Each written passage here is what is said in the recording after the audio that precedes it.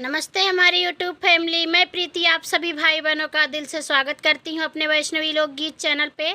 आज हम आप सभी के बीच लेकर के आ गए हैं बहुत ही प्यारा करवा चौथ का सोहर गीत है। दोस्तों आप लोग ये गीत ज़रूर सुनिएगा। चैनल पे हमारे नए हैं तो आप लोग सब्सक्राइब कर लीजिएगा, लाइक कर दीजिएगा और वीडियो को फुल वॉच करके सुनिएगा, तभी आप लोग गीत का आनंद उठा पाएंगे।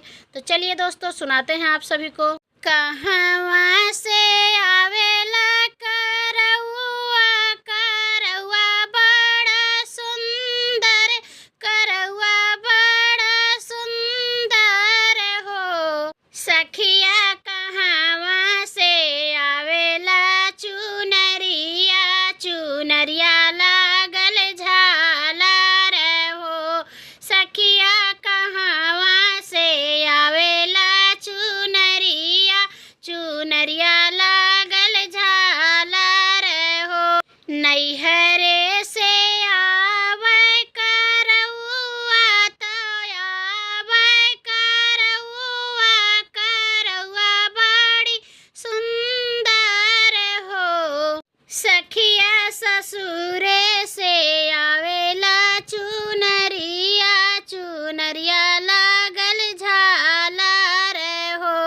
सखिया ससुरे से आवेला चुनरिया, चुनरिया लागल झालर हो। के कर होई आज पूजनवा त होई आज पूजनवा त मांगे सब मांगनवा हो। सखिया के ही घरे बाजेला बाजनवा, मंगल होई भवनवा हो। सखिया के ही घर बाजेला बाजनवा, मंगल होई भवनवा हो।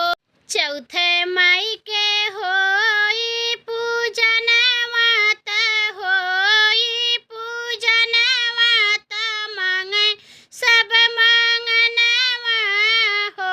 सखिया कौशल्या घर बाजेला बाजनवा त होई सब मांगनवा हो। के उठी भोर ही जगावे त भोर ही जगावे त सरगी खियावई हो। सखिया के देई सोरहो सिंगरवा से नूर भर सिंहरवाई हो। सखिया के देई सोरहो सिंगरवा से नूर भर सिंहरवा हो।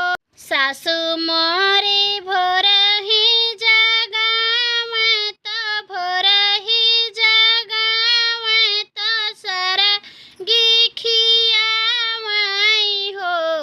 सखिया पिया देहि सोरहो सिंगरवा से नूर भर सिंहरवाई हो।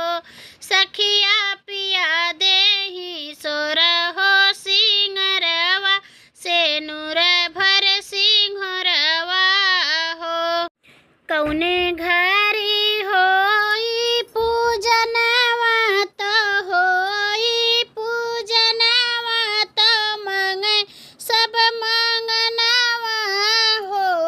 सखिया कौने घरी बाजेला बाजनवा, मंगल होई भवनवा हो।